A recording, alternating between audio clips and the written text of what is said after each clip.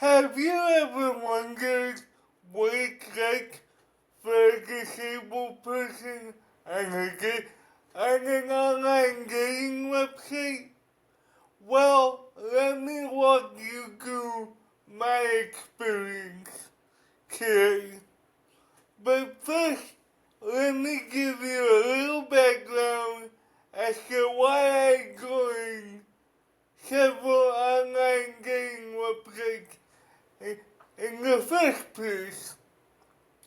About 6 months ago, a person who I'm very close to wanted me to try online dating to see if I would have better success finding a partner. I said yes because I care about them a lot, but knew going in that it was going to be unsuccessful due to the things that I'm about to talk about in this video. When you sign up for a dating website as a disabled person, you immediately are confronted with a big decision. Are you going to disclose your disability, or are you gonna omit it and allow the person to get to know your personality, and once they know you, then you're gonna tell them? I chose option number one. I disclosed that I had cerebral palsy right off the bat, so women knew what they were getting into. Due to the fact that I chose to disclose my disability right from the start, 90% of profiles portraying a woman, at least, would visit my profile multiple times throughout the week or months, but would never engage. I believe women never engage because they have a higher criteria for choosing a partner compared to men. Men are constantly thinking about intimacy and being intimate with a woman. As a result, we lower our standards and go after girls that we typically wouldn't talk to just to be intimate with them. As a result, women know that they're always gonna have multiple men chasing them, allowing them to be more selective in who they choose.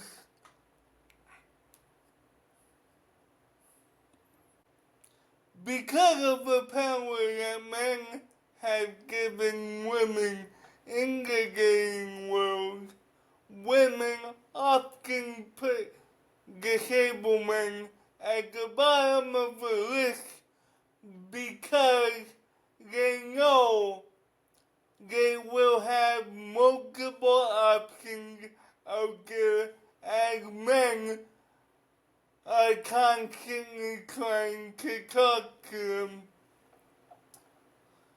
Therefore, I assume they're thinking, why should I take on the burden and the social ridicule of being with a disabled man when I have multiple other options. On the other hand, there are 10% of profiles that will engage with disabled people. Unfortunately, most of those 10% are scammers. These profiles will often reach out to you and say that your disability doesn't matter to them, and they just want to find a partner to fall in love with, as they have been lonely for a very long time. Now, this is obviously a scripted story because I've heard it like 10 times over the past 6 months.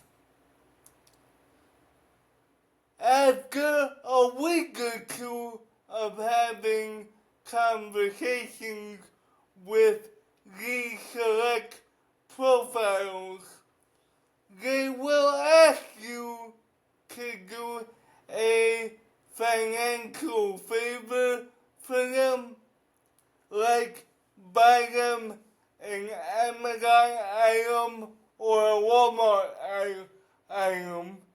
Fortunately, I was able to avoid those traps due to the fact that I'm a financial analyst and could spot scams very well due to the industry that I work in, but other disabled people may not be as lucky.